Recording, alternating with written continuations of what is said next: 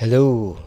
Before we start, let me just say that there are a few stories in this episode which people might find a bit upsetting, could be potentially triggering. So this is just your little warning at the beginning. But as you know, I also try to find the positives in stories, so bear with me, stick with me. Alright, warning over. I do not desire my said daughter to be at any time in the custody or control of her said mother. Now, of course, you and I know the story is going to take a darker turn, but people didn't listen. They just closed their ears to this. Her uncle was called to identify the body. The woman asks, "Will you take my picture?" Seconds later, he's gone. Welcome to Extraordinary Stories Podcast.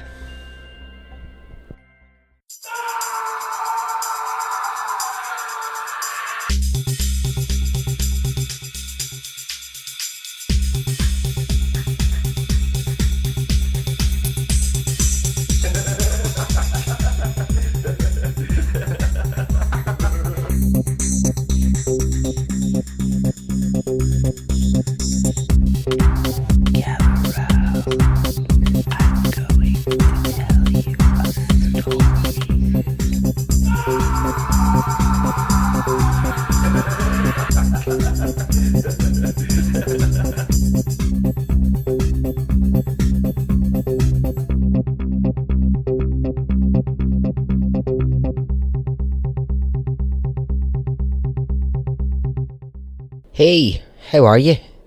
Are you well? Are you good? I am.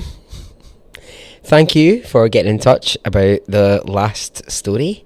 A lot of you found the ending of that story particularly shocking, which is kind of why I picked it, because I found it particularly shocking. And yes, thank you for pointing out the whole Julia Jessica debacle. What an idiot. Basically, I mean, I changed the name to try and I explained that, not to run into any difficulties with it, and then I ended up calling her by her real name. I mean, come on. Alright, so this episode, I've not done one of these in a while now, and it's an episode where I'm going to tell you a series of little stories, all connected by one theme, by one idea. I notice now that actually quite a few different podcasts are doing these types of episodes, which is good. I certainly wouldn't have been the first person to ever have done them, but yeah, it's good. It's good that that's happening. I mean, I am something of a trend setter. I really am. Nobody knows this, but I actually brought back into fashion tartan scarves. Yeah, I did. See, the thing was, years ago, nobody was wearing a tartan scarf, and there was one winter, and I said, "Ooh, I'd really like a tartan scarf." Oh my God! By the next winter, you couldn't move for them. Yep. What else? I started collecting vinyl. I'm pretty sure I brought back collecting vinyl. That was me as well. And currently what I'm trying to bring back is bum bags, or fanny packs, as you Americans might call them. Anyway, right, so before I get to the little stories, I do have a couple of shout-outs.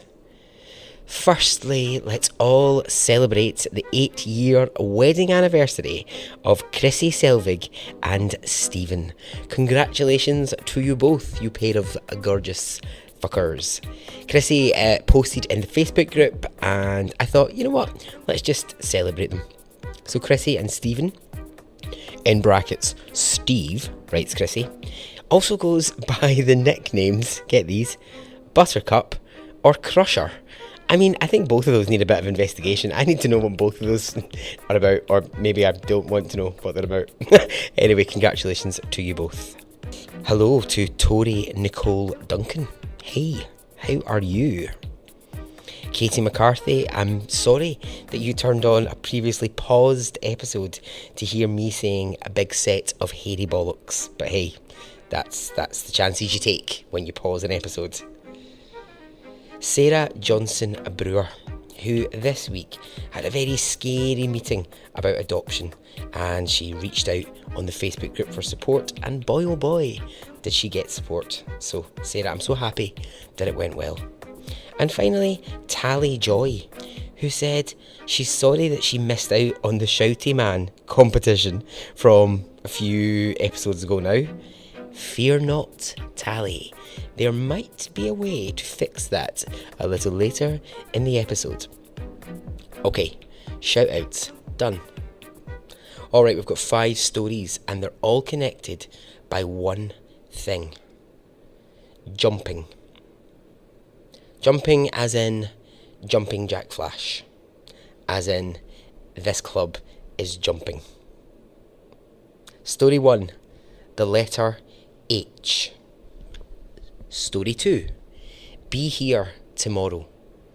Story 3, model life. Story 4, Parisian plans. And story 5, gone to the dogs. Are you ready? Okay, let's go.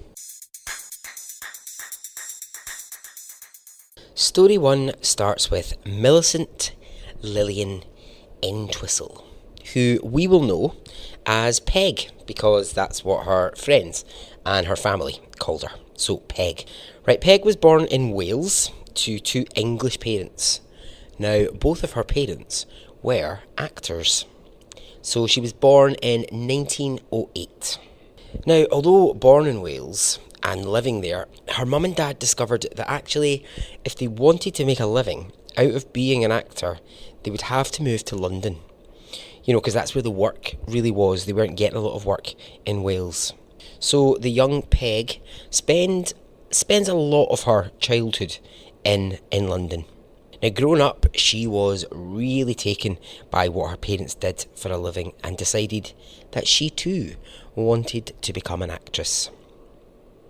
So she was an only child, but she was really, really close to her mum and her dad.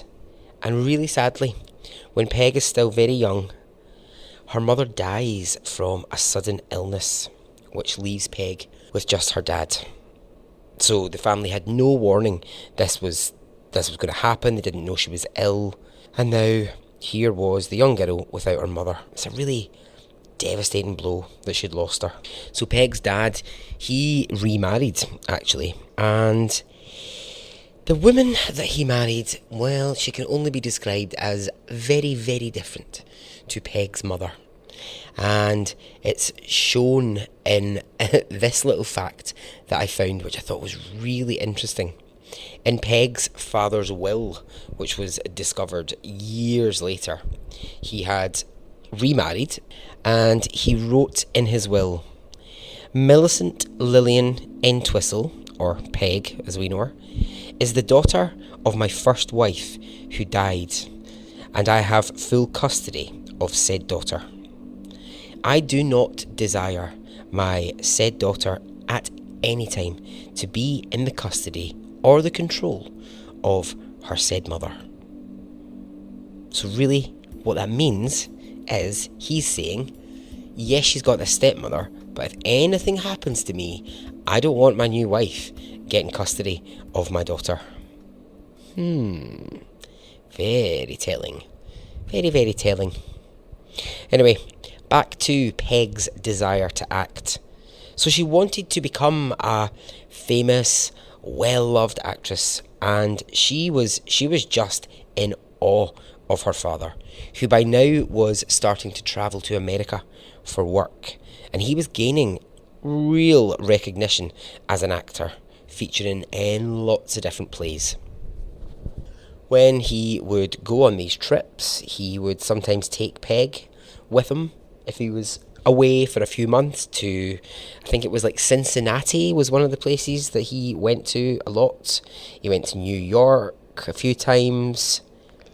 And so when she was there and her dad was, off doing his rehearsals and performing in shows, she is sort of in her late teens and she's found her way into lots of different amateur dramatics groups, and she's found a few acting coaches, and she's very much decided this is what she wants for her life. So when she's old enough, she moves to New York herself.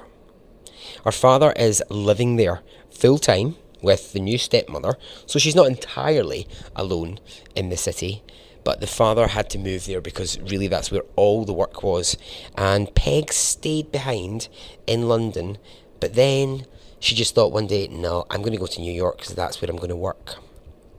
What helps here is that Peg's uncle, her dad's brother, was the agent to some pretty big Hollywood stage actors. And so, there's a nice sort of connection. Now, does that mean that Peg gets parts in plays? No, it doesn't. She gets small parts here and there, and when she does get them, she gets them on her own merit.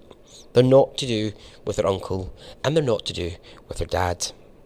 I mean, I really don't think anybody could say of Peg that she got roles because of family connections.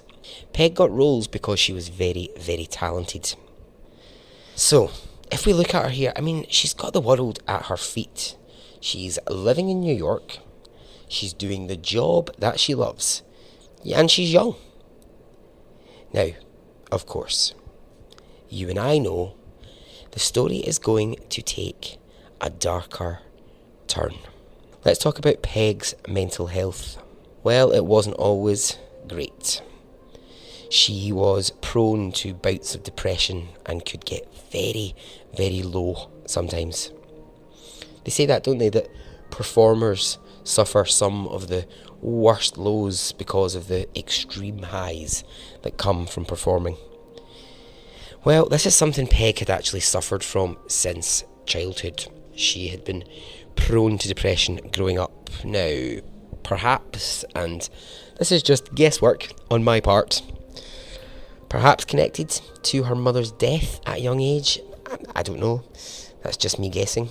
That's me being Dr. Henderson, trying to find a diagnosis for something, but I don't know. I mean, in a way, it must have some impact on her mental health. Anyway, by now she's in her early 20s and she's working on Broadway continually. Now, it's all small parts. It's small parts here, there. She's jumping from one play to the next, but at least she's working consistently. To give you the measure, really, of what people thought of Peg's acting, mainly theatre critics who are known for being harsh, they were always very, very complimentary about Peg. She was praised really highly for her work. So she did a play called Wild Duck. I don't think it was actually about ducks.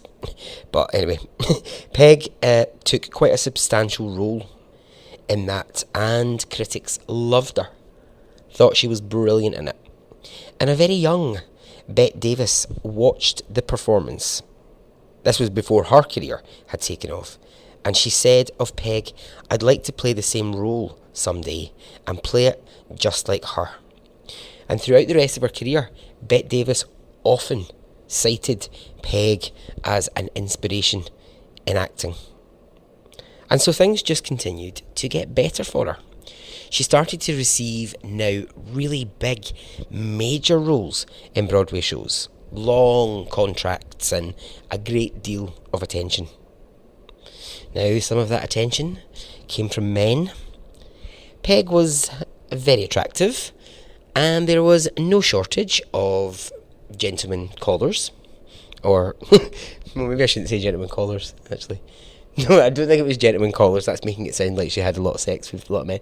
Well, I don't know. Maybe she did. Let's say gentlemen friends. Let's say that. So, one of these friends proposed to Peg when she was 19. An actor called Robert Keith. Peg said yes. They married quickly and they moved in together to an apartment in New York. And whilst I'd love to say that Peg was happy, she wasn't. She was miserable. She regretted marrying Robert. The two of them just didn't get on. They just did not get on. And within 2 years, they were divorcing. And Peg put it down to what she called cruelty on his part. No more details. I hate this. No more details were ever released other than the words cruelty. That was what was on the divorce papers. Another thing that happened was she discovered about a year into their marriage that he actually had a secret child to another woman that he'd never told Peg about before they got married. So I think that and whatever the cruelty was added up to, let's just get a divorce. So here she is. She's 21, she's single, and she is working. But there was something she wanted to get into. And for the thing that she wanted, she would need to move to Los Angeles. Of course, what Peg wanted was to get into the movies. The talkies. The silver screen. And so, to be fair, at that time, so did lots of people. It had been a really booming time for cinema. And lots of Broadway actors were looking to the silver screen as their way to become famous. Now, timing wise, it wasn't particularly great because the Great Depression has happened in America, and money, which had previously been in the film industry, a few years ago, wasn't so available. And so they were actually, this is funny, they used to have signs up around Broadway and all over New York that used to warn actors not to waste their time trying to get into movies. The sign says something like, don't go to Los Angeles, there's no money in movies right now. But people just didn't listen. People just were like, no, I'm going to go and I'm going to become a big Hollywood film star. Peg certainly didn't listen. She went to Los Angeles and she moved in with her uncle. So he has a big fancy house, lots of rooms, lots of space, and a pool. And so Peg moves in with him. Now, just before the film stuff is going to happen for Peg, she's approached by a big Los Angeles theatre director who's like, I'm going to make you a star, sweetheart. You're going to be famous. What he actually says, because he didn't really say that, what he actually says is, look, I've got this play and I really want you to star in it, and it's opposite a really up and coming wonderful actor called Humphrey Bogart. Big Humphrey, the big Bogardinator himself. So she thinks about it, and what she really wants to do is films, but she's like, well, okay, no, I'll do this play, and then I'll move on to films. So she does it, and it is incredibly well received. People absolutely love her performance. So if we look at where Peg is at the moment, I mean, it's pretty brilliant. You've got people like Bette Davis running around going, oh, she's wonderful. She's starring in plays with Humphrey Bogart. And, yeah, she's probably now ready for the transition into films. But how does that transition go? Well, in all honesty, slowly. Painfully slowly. She gets little, bit parts in films. Sometimes she doesn't have any lines. She's just in the background of scenes. And she starts to complain that basically she's just spending all of her time hanging around her uncle's house by the pool, waiting for the phone to ring. She does get this one film, and it's her first credited role, and this is where she thinks, okay, this is going to be the start of it. This is going to be the start of her life on screen. And it's a film called 13 Women. So Peg spends a few months making this movie, and then when it's released, it doesn't do very well at all. It's critically and commercially a disaster, and actually it gets pulled from cinemas after only a few weeks. And this would be Peg's only real film performance, and people hated it. So it's back to hanging around the house, lying by the pool, waiting for the phone to ring. On the 16th of September 1932, Peggy is leaving the house, and she tells her uncle that she's off to meet a friend for a coffee, and then she's going to pick up a prescription. So the day passes, the evening settles in, and Peggy doesn't return. Her uncle is concerned, but he waits to the next day. So, Peg's 24. She is an adult, after all, and she can go out all night if she wants to. But when the next day comes and starts to get to the afternoon of the second day, she still isn't home. She still hasn't made contact with her uncle. That's when he starts to get really worried. So he puts a call into police, and they say, okay, right, fine, we'll do some looking around. So they do, but no luck. They can't find her. On the 18th of September, 2 days after Peg leaves her uncle's house, a hiker out in the hills of Los Angeles is walking in the mountain area directly underneath the Hollywood sign. The sign that we all know so well. In those days it used to say Hollywood Land. It had been constructed by real estate developers, but the public had liked it so much that it had stayed. Now this hiker is walking and he sees a purse, a shoe, and a jacket lying on the ground. And he opens the purse, and inside it he finds a note. It reads, "I am afraid. I am a coward. I am sorry for everything. If I had done this a long time ago, it would have saved a lot of pain. P.E." The initials of Peg Entwistle. The hiker looks down and he sees the dead body of a woman in one of the ravines below. Police are called. Detectives arrive and they try to make sense of what's happened. What is this that they've found? Peg's body is shattered from the fall, and the cause of her death is written as multiple fractures to the pelvis and a severe head injury. Detectives work out that Peg has jumped from the Hollywood sign. And from the position of where her body is and the workman's ladder that they find next to the letter H in the sign, they can determine that Peg used the ladder to climb to the top of the H before jumping off and falling to her death. Her uncle was called to identify the body. Peg's death was a sensational story. She became known as the woman who jumped from the Hollywood sign.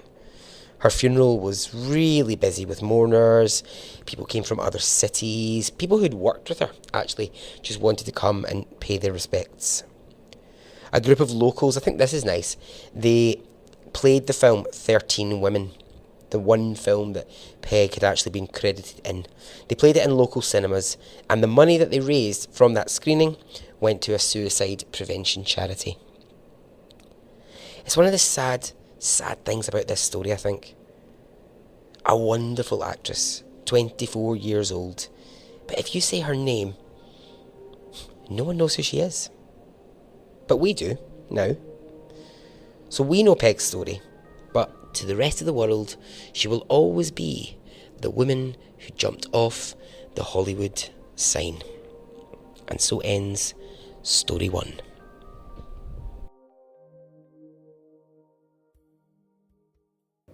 Story 2, Be Here Tomorrow.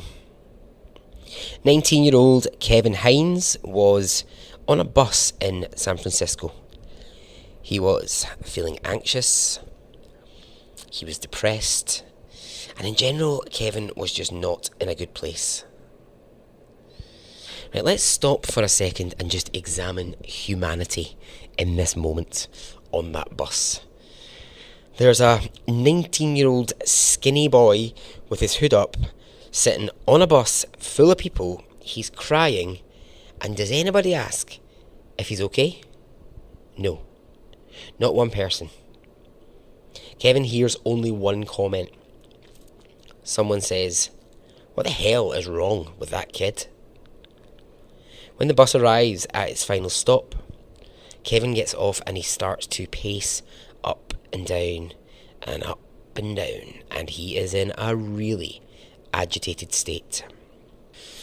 Kevin had made an agreement with himself that day. If one person, just one person, would interact with him in a meaningful way, a way that showed a little bit of care, then he would change his plans. And what were his plans? To jump from the Golden Gate Bridge to his death in the water below.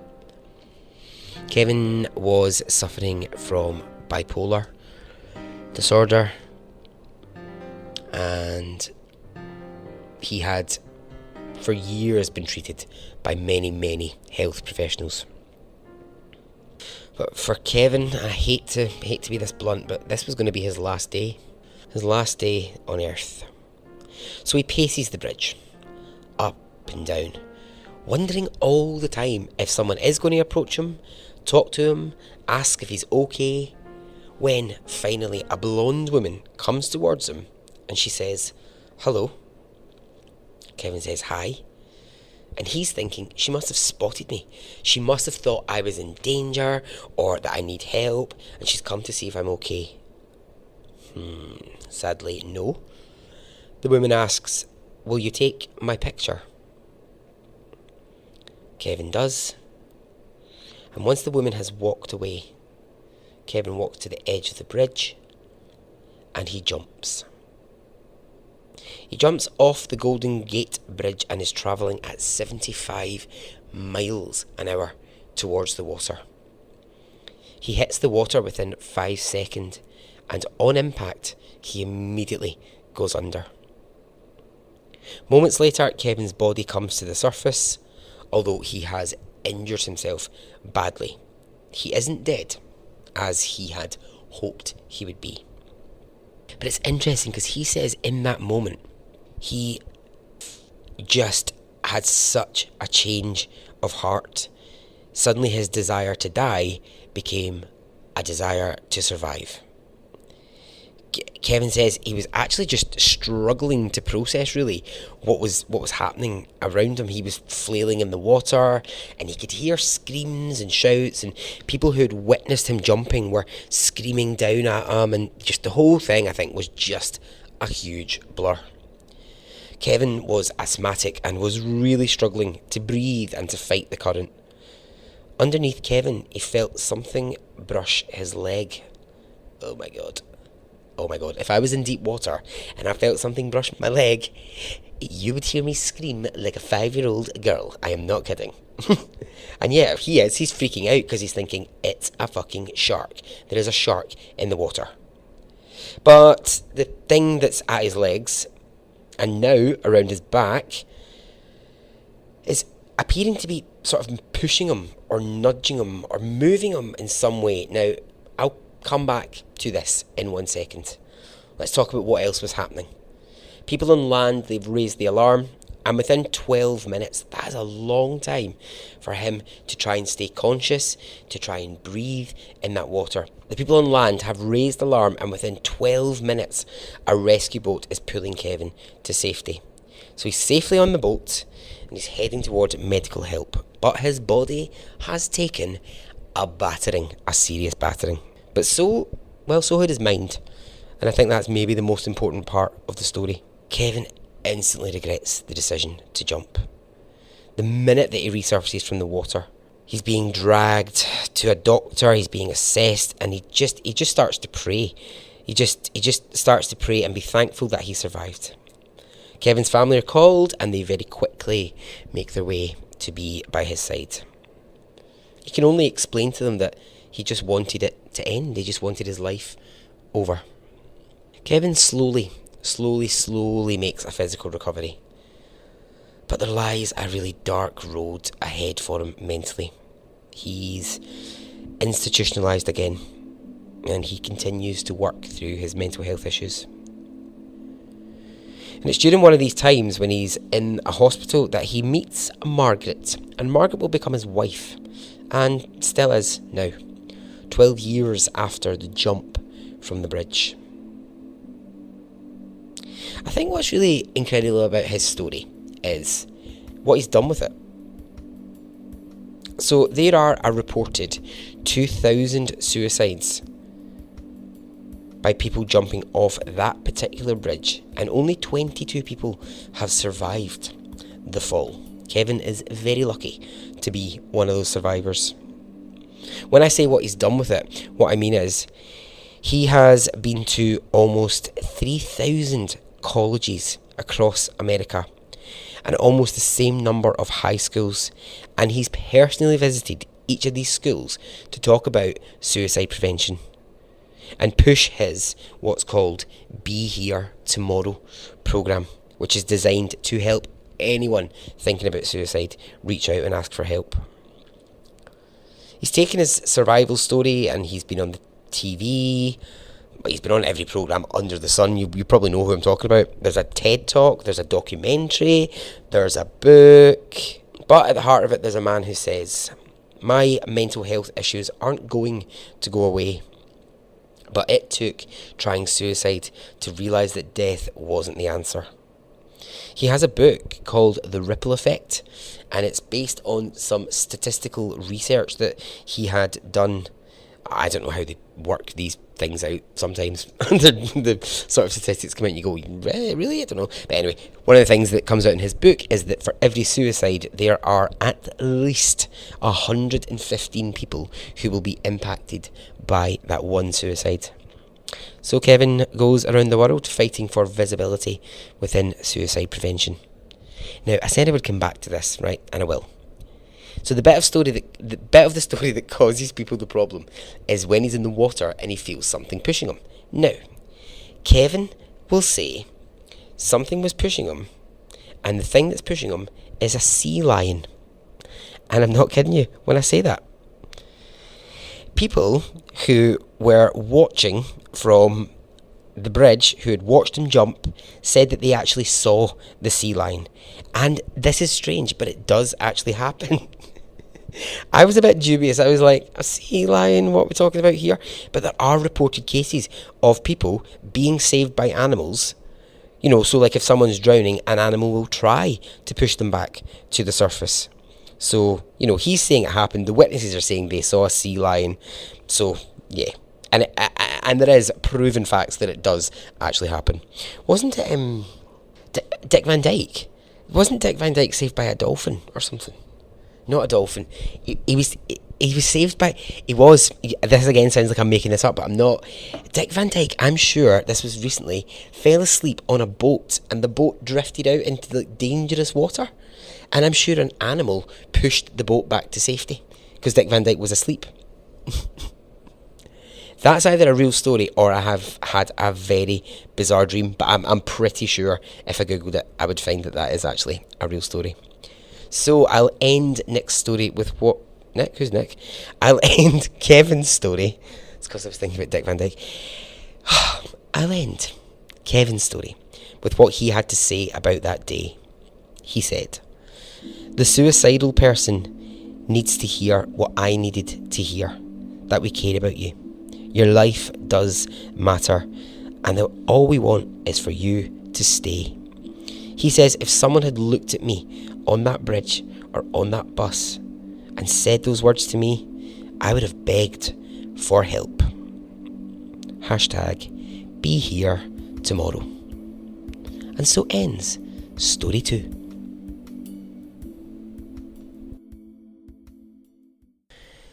Okay, story 3, model life. Alright, let's start with, who is Stephanie Adams? Well, Stephanie Adams was first and foremost a model, but also she was an author. She had written, I think I read, near 25 self-help books. Okay, so what's her connection to jumping? Well, let's start with her life. Early life, she was born in New Jersey in 1970, and she was really attractive growing up. She just was really, really pretty. Now, it's not, I couldn't really quite find exactly what her family heritage was when she was growing up, so it's hard to know where her sort of gorgeousness of genes come from. But what I do know is she lived with her two aunts growing up. Her parents weren't around. And these two aunts who raised her, they had both had careers in modelling. So they encouraged it in her. As a person, Stephanie was really ambitious. She was a big believer in helping yourself out of things, hence the 24 self-help books. And as soon as she finished school, she went straight out into modelling and hit some pretty big companies instantly. Some like really big swimwear brands, some jewellery brands, a few different clothing lines, you know, like ones you would know, names you would recognise. So she was in that world of, I don't know what you call it, but classy modelling, I guess. I'm sure there's a better term. But she was also open to glamour modelling. And at the age of 22, Hugh Hefner came knocking upon her door. Well, I don't think Hugh personally came and knocked on her door. But Playboy wanted to put Stephanie on the cover. And for a few reasons, really. Number one, they knew she would sell magazines. And why? Well, she was an incredibly strong, black, beautiful young woman. But also, she was an openly gay model. And she talked really openly about her sexuality. And in 1992, she was awarded Playboy's Playmate of the Month award. So after that, she continued to model for years and years, but she kept turning her hand to other things, more writing books.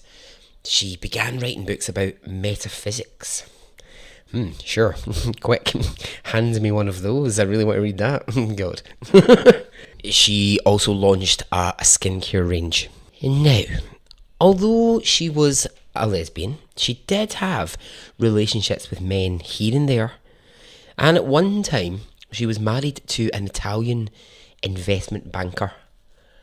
But the marriage was short-lived. Reading between the lines in all the things that I've read about Stephanie, I get the impression that she was not a woman to be walked over or messed with. She was quite a feisty person. I get the feeling she was a sort of, I'll take none of your nonsense from people. So she married a second time to a man called Dr. Nikolai, a doctor from New York. Now, her and Nikolai, they have quite a fiery relationship from the very start. But quickly into their marriage, Stephanie falls pregnant. And this is exactly what she wants. She is desperate to have a child. And finds herself pregnant at age 40.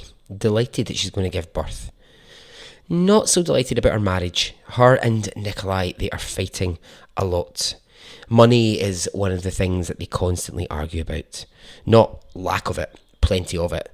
He was a, New York doctor, I think with his own practice. But Stephanie had been awarded money by the courts a few years before because of an incident that happened in a taxi where a taxi driver called the police because he thought that she was in the back of the taxi and he thought that she had a gun. And she didn't have a gun. But the taxi driver called police, and when police got there, it all turned a bit ugly, a bit violent, and it ended with a New York police officer throwing her to the ground. But she hadn't actually done anything wrong. And so she went to court, and she actually ended up getting $1 million out of that. So it was way more than she actually had expected to get, but the treatment by police had been pretty awful, and so the courts awarded her a big amount of money. Now, some of that went to Nikolai's doctor's practice, and a few people in her life, some of her friends, they felt that Stephanie maybe needed to protect her money just a little bit more and just make sure that she was keeping some of it for herself. After the birth of their son, who they call Vincent, police start to record a number of calls coming from the house, and it's reports of domestic violence. It's unclear which of them, Stephanie or Nikolai, were making the calls and accusing the other of domestic violence, but it's not a good situation they're in. So eventually, after a few years, they separate. They decide they are going to live apart. And that's where the real problems begin. They begin to battle for custody of their son Vincent. And it gets so bad between the couple. I mean, this is just insane. It gets so bad between them that when they are exchanging Vincent from father to mother or mother to father, they do it in a police precinct because they need the presence of police to stop them from basically going at it with each other, arguing, fighting, and turning violent. So they both agree that system seems to be working. But the battle for their child overall is bitter, it's nasty, and it's about to turn deadly. Dr. Nikolai asks Stephanie to hand over their son's passport to him. He doesn't want his child leaving the country in case Stephanie takes him and doesn't return. Now this really upsets her, and she resents him so much for asking for this. She had been planning to take the, by now 7-year-old Vincent on holiday to Europe, and now here was her ex-husband demanding the passport be handed over. What Stephanie does next is devastating. On May the 17th, 2018, just a year ago, Stephanie books herself and her 7-year-old son Vincent into a hotel in the Midtown area of New York. A big, tall hotel. The Gotham Hotel. And it's got 25 floors. Stephanie asks for a room near the top of the hotel. So she and Vincent, they are given a suite on the 25th floor. Now it's 6 p.m. in the evening when she checks in. At an unknown time on that evening, a guest in the hotel goes to reception to report hearing two loud and very alarming noises. Little does he know, or hotel staff know, that the noises he has heard were the sound of Stephanie and Vincent's bodies falling to their death. Stephanie had jumped from the top floor with her son, and they both now lay dead on a balcony at the rear of the hotel. One of the most disturbing lines I read when researching this was that when police discovered the bodies, it was unclear if Stephanie had jumped with Vincent or he had jumped on his own. Police speculated that it's likely Stephanie told him to jump first before she herself committed suicide. The bodies were identified and no suicide note was ever found. Stephanie had given no warning that something like this was on her mind, and this led to just more speculation. Did she simply reach breaking point? Did the fact that she wasn't going to be able to take her son to Europe, did that act as the straw that broke the camel's back? Or was Stephanie just deeply unhappy and terrified that she might lose her son? Now, sadly, those are questions, and I don't have the answers. I don't think anyone does. Mother and son were buried side by side 2 weeks after being discovered. And so ends story 3. Okay. I did say some There's some quite upsetting stuff. Alright, let's have a wee change of tone here, a wee change of pace. Story 4. Parisian Dreams.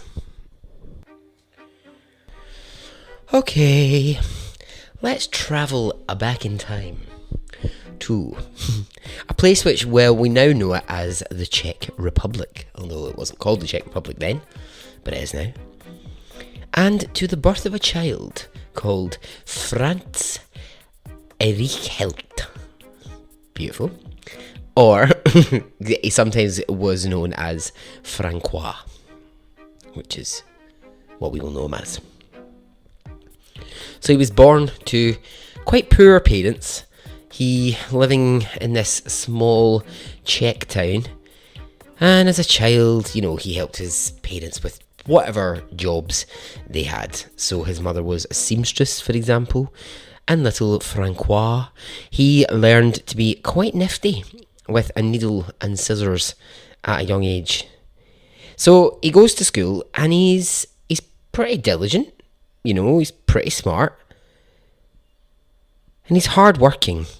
But as he's growing up, he's starting to realise that there's not really a great future for him in his hometown. And so he sets his sights on Paris. And so in his early 20s, he moves to Gay Paris. Ooh la la.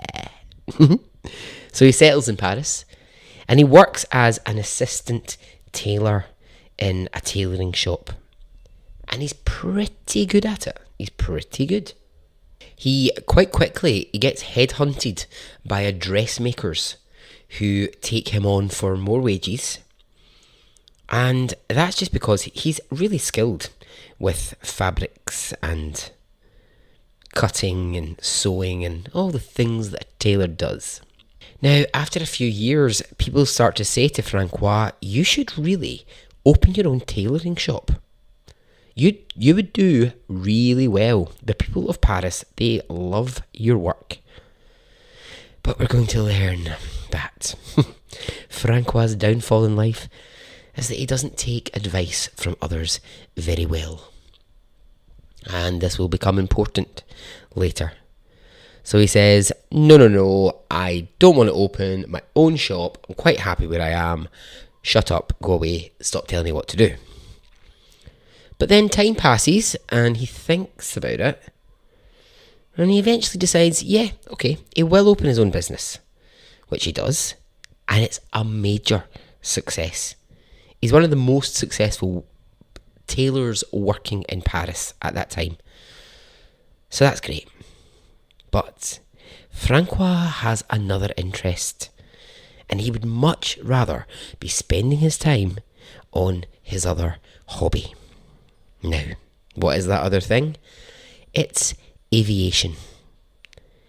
Well, specifically within aviation, it's a combination of what Francois was good at. He was good at design and fabric.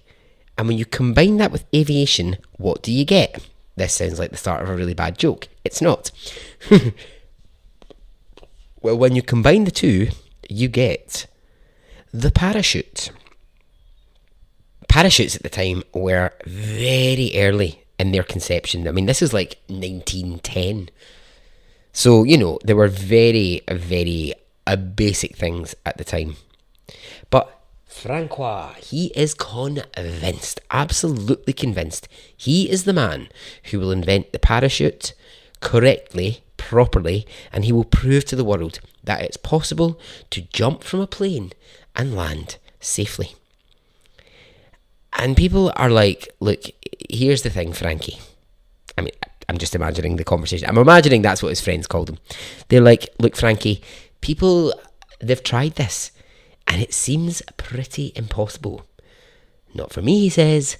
I'm going to do it. So he creates his own version of a parachute, and it's based on what's gone before. He uses the French word for wings to describe what he's working on. Now, how to describe the look of this thing? Well, I mean, it can really only be described as, if you know who French and Saunders are, two female comedians from the UK, they do a lot of things in fat suits, and it kind of looks a bit like he's wearing a fat suit. Or if you've ever seen, do you know those like inflatable sumo wrestler costumes that people wear? It kind of looks a bit like that. It's a very odd design. Yeah, it's very weird. It looks redonkulous. It really does. But this turns into an obsession for Francois very quickly, and he makes the decision this is going to be his absolute focus. So his very successful tailoring shop, it closes because he just doesn't have the time. He's got no time, he's got no interest. He just is all about the parachute. Instead, this is what he does. He spends his time dressing up dummies in his parachute creation, and he lives on the 5th floor of an apartment block, and he spends his time dressing up these dummies, throwing them out the window and seeing if they can then float towards the earth and gracefully make their way to the ground. They don't. Not one of them. In every attempt, the dummy hurtles to the ground at really high speed. His parachute design, it just isn't working. But he won't give up. He will not give up. And like all good inventors, he is going to make this succeed. And then people start saying, I think he's gone a bit mad. Like, he's obsessed with throwing dummies off of high buildings. I mean, can you imagine it? Right, there you are. You're walking about the streets of Gay Paris. You're having a lovely old time to yourself. You're eating a croissant, drinking some black coffee. And then a bloody shop dummy falls out of the sky and lands at your feet. It's madness. Now, Francois, he's starting to get panicky that it's not working. And what makes him even more panicky is that other inventors are trying to beat him to be the first to invent the parachute. For the notoriety, sure, of course, but also because the Aviation Society of France have offered a reward of 10,000 francs to the first person to invent one that works. And this is where it turns a bit scary, because he starts to now rush his experiments. He's like a crazed man going round just throwing dummies off of high buildings in Paris. Well, let me ask you this. Quiz time. What's the highest building in France? Of course, the Eiffel Tower. Ah, the Eiffel Tower. It is gorgeous, the Eiffel Tower. When you go, I went up it a few years ago. It's really nice. So, here's what Francois does. He sets up what is going to be his biggest experiment yet. The Eiffel Tower. That's where he wants to throw his mannequins, his dummies, dressed in the parachute from. Now, I'm going to be honest, this is where I'm a bit lost in Francois' thinking. If all of the parachutes that he's trying so far aren't working and they're only falling from his 5th floor apartment, why the fuck does he think that going higher will fix the problem? Does that make sense to you? It doesn't make sense to me. I'm like, if it can't fall the distance from his flat onto the street and work, how's it going to work from higher? I don't know. Maybe there's science in there that I'm not seeing, but for me, I'm like, that's bloody odd. So what he does is he seeks permission from the French government to test his experiment. And they're a bit like, not sure, should we let him? Okay. And then they're looking at it and they're going, right, well, if he's going to throw a dummy off of the Eiffel Tower, then we really need to put something down on the ground to make sure that we're not going to injure a poor French person who happens to be walking by. And so, with what he is certain is the design of all designs, this is the one. Francois arrives at the Eiffel Tower early one morning, accompanied by 2 friends. Now, there's one immediate problem. A very visible issue. Francois hasn't brought a dummy for his experiment. Why? Because he is the experiment. He's going to put his own invention on, and he's going to jump from the Eiffel Tower and test that it works. So of course his friends are like, no, Francois, you are not jumping. Do not be stupid. And Francois says, yes, I am. I am jumping. These are his actual words. I want to try the experiment myself and without trickery, as I intend to prove the worth of my invention. You're going to see how my 72 kilos and my parachute will give your arguments the most decisive of all denials. Now, when the guards at the Eiffel Tower work out what the hell is happening, they're like, no, it's a big no from us. Francois actually gets into such a vicious argument with a guard who's basically calling him a madman and a fool. It leaves Francois like physically shaking in anger, and he has to leave and go and calm down. But it doesn't deter him. He is still determined. And after a few panicked phone calls from the tower to the police, I find this inexplicable. It's agreed that yes, he's allowed to try his experiment. What? So he begins to climb to the top of the tower.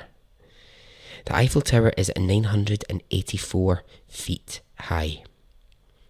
Now he's accompanied by his two friends, and he's wearing his parachute experiment. And they're still trying to talk him out of it, and they're advising him, look, it's not a good idea. But he's beyond listening at this point. He's going to do it. And so with his two friends watching, and a guard standing nearby, Francois climbs to where he's going to jump, and he stands on the edge. He smiles. He closes his eyes for 40 seconds, and then he launches himself from the Eiffel Tower.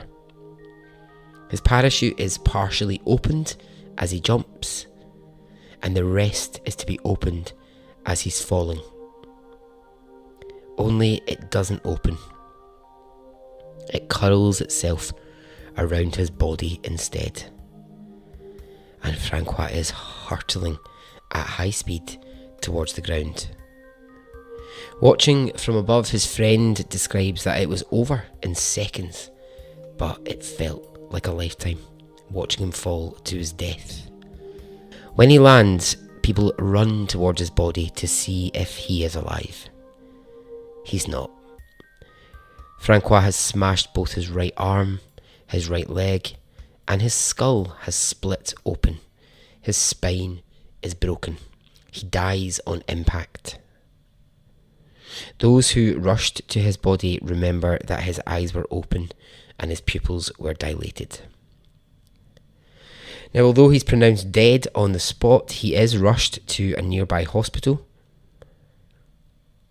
But his body just lies there, completely broken. And of course, the following day, as there always will be, there's a complete media circus around the Eiffel Tower and this story. And this is where he earns the nickname the Flying Tailor. And he goes down in history as the man who jumped from the Eiffel Tower. Now, I suppose there can only really be one silver lining, and it's quite hard to find one within Francois' story.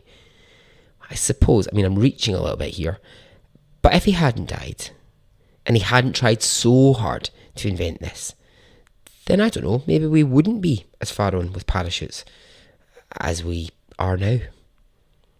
I don't know. But I do know this. Francois at least died, knowing there was a chance he wouldn't survive, but wanting to prove the world wrong. And so ends story 4. if you are part of the Facebook group, or if you join the Facebook group, you will see, I'm just going to put them up soon, the most incredible images of Francois just before he hits the ground. You can actually see him as he hurtles towards Earth. It's I know that sounds a bit morbid, a bit like, oh, why would you want to look at that? But it's such a striking, arresting image. You may have already seen these images. I mean, Francois' story about the Eiffel Tower is extremely well known. Okay, right, well, we're on to the final story. Story 5. Gone to the Dogs. Alright, final story. Now, I did say once more things can be a little bit upsetting, and this one comes with a bit of a warning. I know you're going to find this one a bit hard. I find it hard, but bear with me. I just felt like when I was doing this episode, I couldn't not include this because it's just so bizarre. And I'm all about the bizarreness. Alright, not far from where I live in Glasgow, there's an area called Dumbarton. And there's a really famous bridge in Dumbarton. It's called Overton Bridge. Now, if you were reading it on a piece of paper, it would look like Overtoun, but it's not. It's Overton. Overton Bridge. Trust my Scottish tongue to tell you that.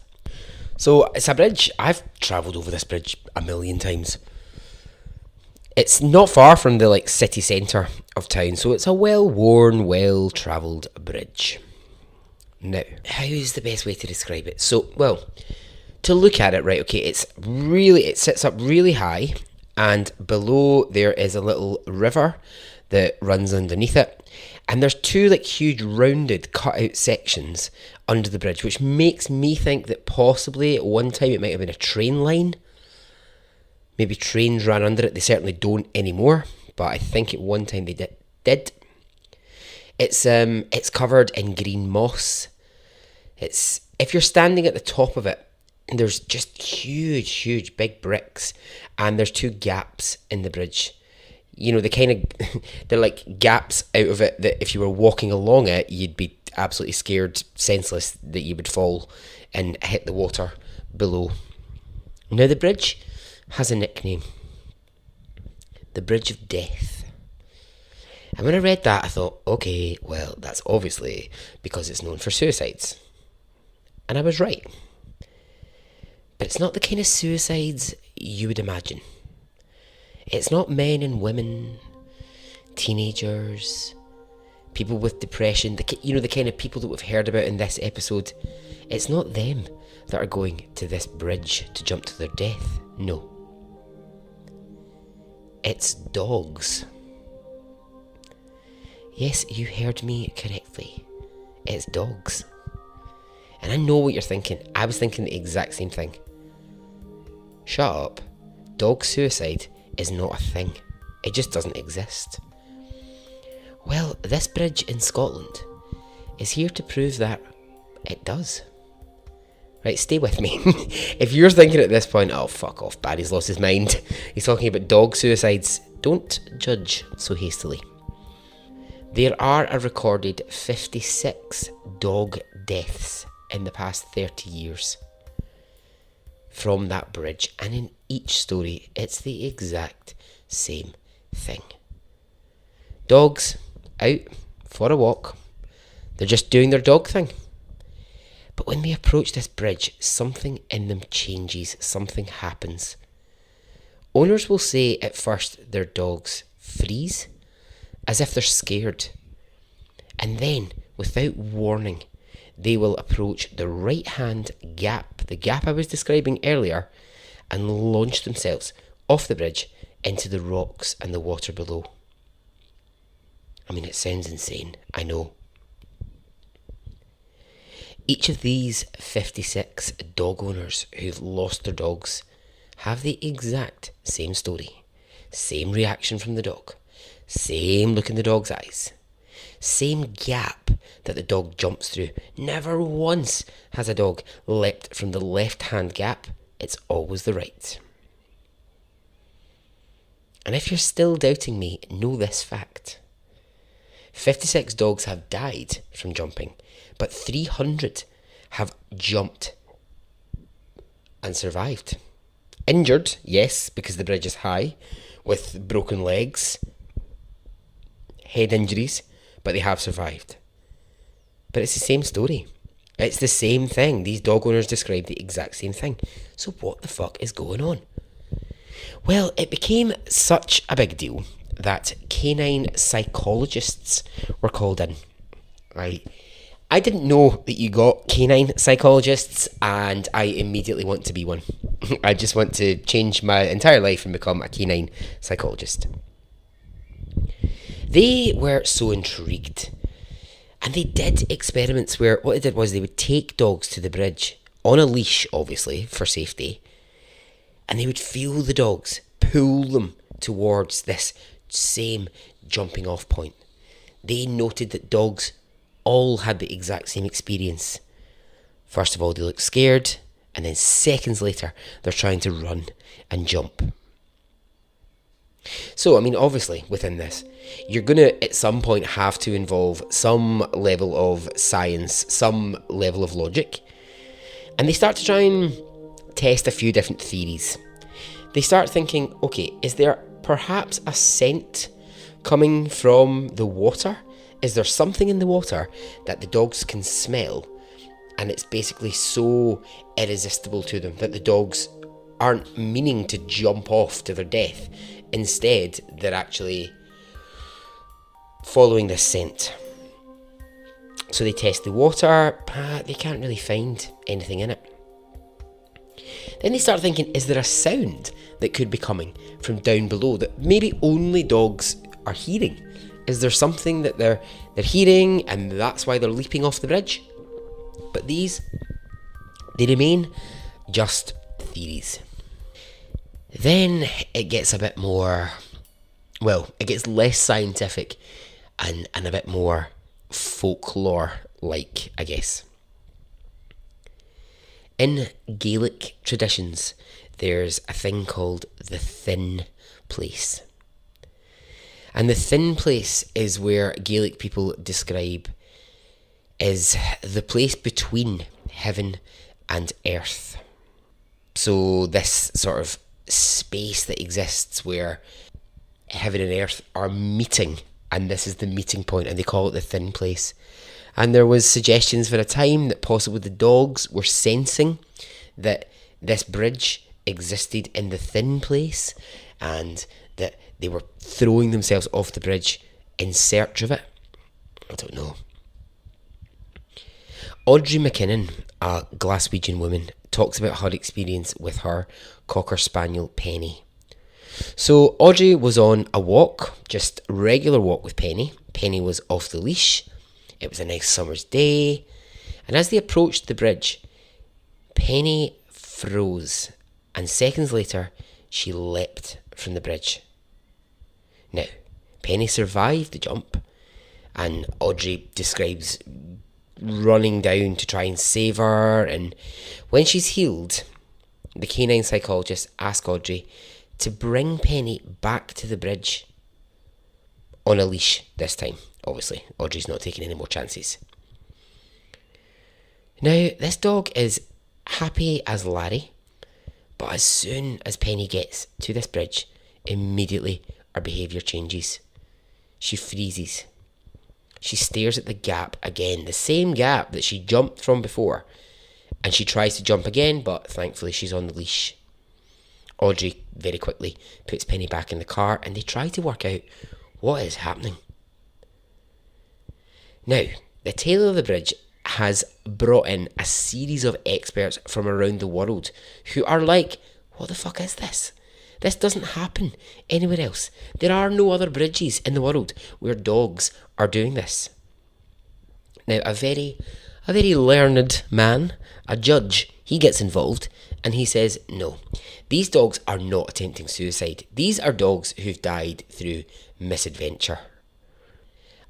Another dog psychologist gets on the scene, a man from Texas, and he comes to Scotland. In fact, what he does is he moves to Scotland to get to the bottom of this. He disagrees with the judge. He says, no, those dogs are sensing something, and that's why this is happening. He orders more tests on the water below to see if there's something attracting them. He gets the bridge examined and tested in all sorts of ways, but nothing shows up as an explanation. As it stands right now, there have been 6 dogs in the last 3 years that have jumped to their death. There have been 28 dogs who've jumped and survived. And that's because dog owners are now warned to keep their dog on a leash when crossing the bridge. But the attempts at what's referred to as dog suicide is still happening. And so ends the story. Okay. Now, I'm a dog lover. You know that. I've got Alfie. Love him to bits. But I just think that's so peculiar. It's just so weird. I don't know. I don't know how to explain it.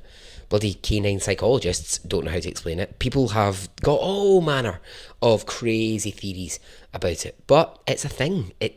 Something is happening on this bridge.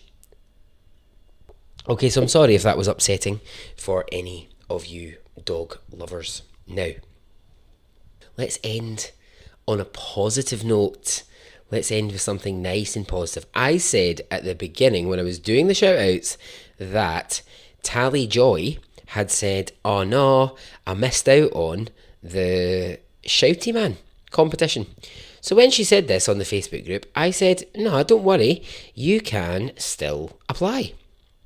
However, Tally was beaten to it. And Tally was beaten to it by her absolutely beautiful dog, Max. Who she says, my dog Max decided to steal my Shouty Man edition. I sure love this dude, and I had to share it. So I'm going to share that with you too, okay? Here's Max doing his wonderful Shouty Man impression.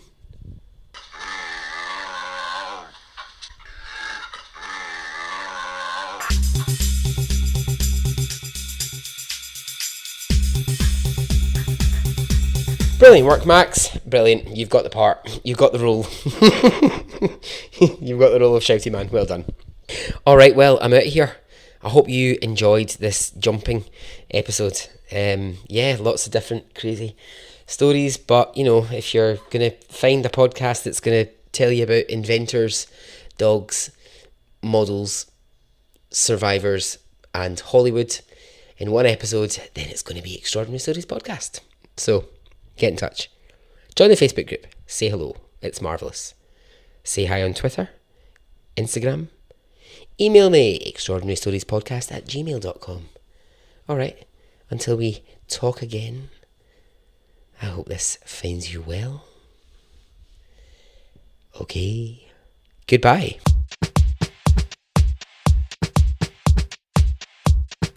It didn't affect me really one way or the other.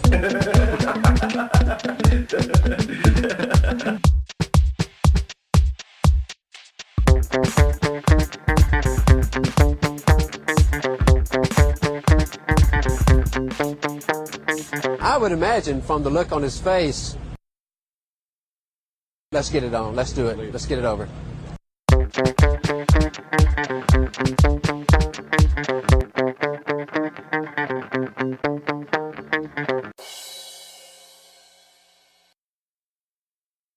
Let's get it on, let's do it, let's get it over.